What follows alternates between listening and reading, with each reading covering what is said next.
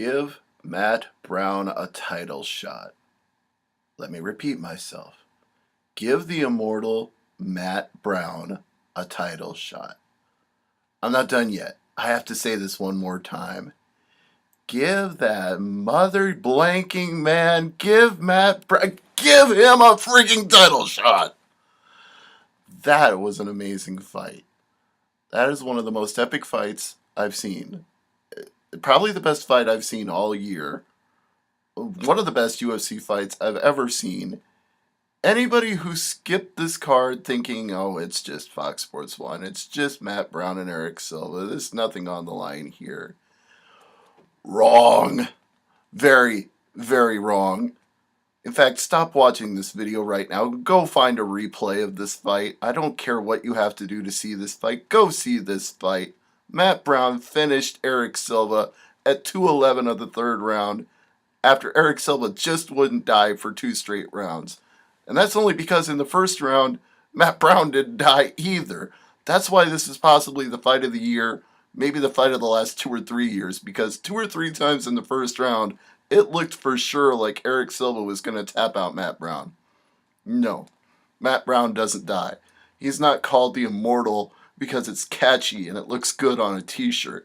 Matt Brown does not die.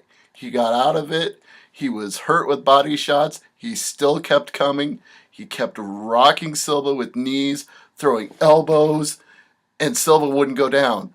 He finally took him down again in the third round and just kept pouring it on until Herb Dean finally said, you've taken enough, you're not fighting back, it's over. Amazing fight. Forget the fact I'm a reporter. I'm just a fight fan right now. I loved this fight. I loved the hell out of this fight. Why aren't you watching this fight right now? Go watch this fight, and then come back and hear everything else that I have to say. Costas Philippou beat Lorenz Larkin. 3:27 of the first round, knocked him out cold. Upset. Another upset. Daron Cruickshank defeated Erik Koch. TKO. 3:21 of the first round. Amazing performance by the Detroit superstar who said, I proved I belong here. Yes, you did. Congratulations, Daron Cruickshank. You're probably going to be in my lightweight rankings now. Well, they dropped 2 people out of the lightweight rankings anyway, so there's room for the Detroit superstar to be in the top 15. Neil Magny defeated Tim Means. 29-28 times 2, 30-27. Tim Means was doing okay at points, but Magny was he was more determined. He was going to take him down. He was going to control him. He was going to do whatever he had to do. And Tim Means was just trying to, I don't know, it never quite clicked. It's not like he got blown out of the fight, but I thought Magny was the winner at the end, and that's how it was scored. So Palelei, one-sided fight, very one-sided fight. So one-sided that he took Ruan Potts down and knocked him out from the guard. You don't see that very often, but this guy, Potts, no. So Palelei is on a different level. I don't know if he's a top 15 heavyweight, but he's definitely on a different level than Ruan Potts. 2:20 of the first round by knockout. Chris Cariaso defeated Louis Smolka in a fight that I wasn't sure that Cariaso was going to get the decision for. This was very, very close. It was 29-28 times 2 and 28-29. I honestly thought 2 out of the 3 judges might have scored it for Smolka. It was that close. But Cariaso, by the skin of his teeth, hangs on, and it was a very, very risky fight for him to take, considering he's a ranked fighter and Louis Smolka is not. But, you know what? It wasn't even the fact that he was ranked and the other guy wasn't.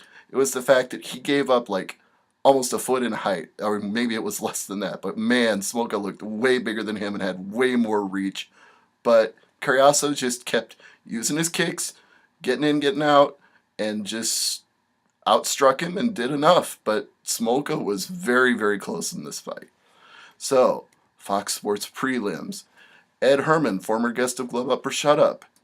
Kudos on the win. He beat Rafael Natal. 30-27, 29-28 times 2. Again, very close fight. I didn't know if Herman was going to get it on the scorecards, but he did. Kyoji Horiguchi got a unanimous decision, and this one really wasn't any doubt. 30-27 times 2, 29-28. He had Darrell Montague's number in this fight. Zach Cummings, and Jan Cabral at welterweight. 29-28 times 3 for Cummings. Bantamweights.